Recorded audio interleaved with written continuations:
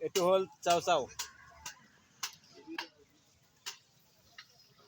মানে আমি দোকান লৈ আহিছোঁ বামুণী খেলপথাৰত মানে মেলা হৈ আছে। তো কলিয়াবৰ সমষ্টি হয়।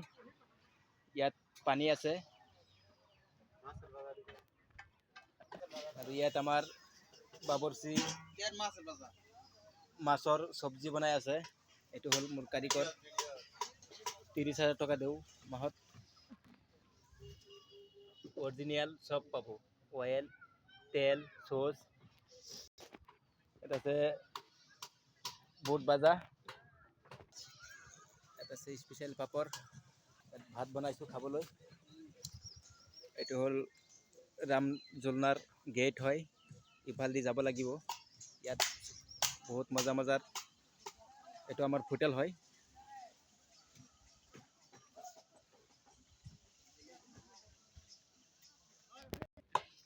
ইয়াত মজাৰ মজাৰ খেলনা আছে। যিসকলে ভাবিছে মেলাত আহিব ঘূৰিবলৈ, আহিব পাৰা।